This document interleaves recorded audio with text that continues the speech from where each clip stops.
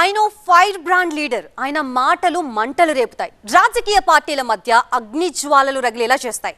ఆ leader tongue కంగుమంటే political war peaks కి చేరుతోంది. అయితే కొంతకాలంగా ఆయన కనిపించడం లేదు, వినిపించడం లేదు. అగ్ని పర్వతానికి బిరడా పెట్టినట్లు ఆయన నోటికి సీల్ వేసుకొని కూర్చున్నారట. రాజకీయాల్లో మౌనంగానే ఎదగమని ఎవరైనా సీనియర్లు ఆయనకి సలహా ఇచ్చారా, లేక ఫైర్ తగ్గించుకోమన్నారా? ఇప్పుడు ఆయన ఫైర్ అనుకుంటేవా, అస్సలు కాదు అంటున్నారట ఆ జిల్లా నేతలు. అసలు ఆయనలో ఫైర్ ఎందుకు తగ్గింది? ఎవరా టంగ్ మిర్చి లీడర్?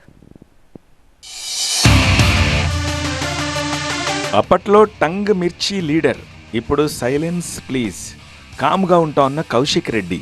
ఆయనలో మార్పు వచ్చిందా, తెచ్చారా? Kaushik Reddy and silent politics.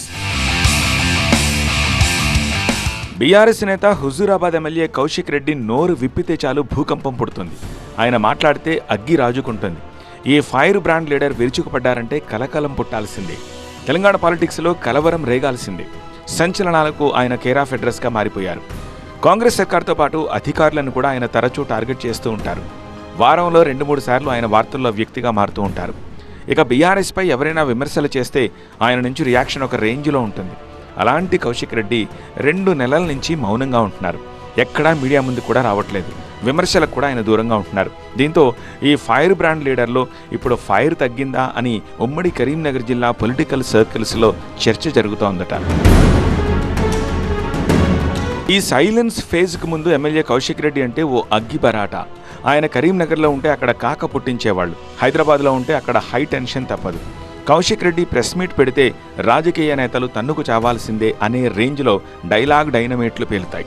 అయితే 2 నెలల క్రితం కేంద్ర మంత్రి బండి సంజయ్ కౌశిక్ మాటల యుద్ధం జరిగింది. కేటీఆర్ను ఉద్దేశించి బండి ఘాటు కమెంట్లు చేశారు. దీంతో కరీంనగర్లో ప్రెస్ మీట్ పెట్టిన కౌశిక్ రెడ్డి తీవ్ర పదజాలంతో బండి సంజయ్కి ఘాటుగా కౌంటర్ ఇచ్చారు.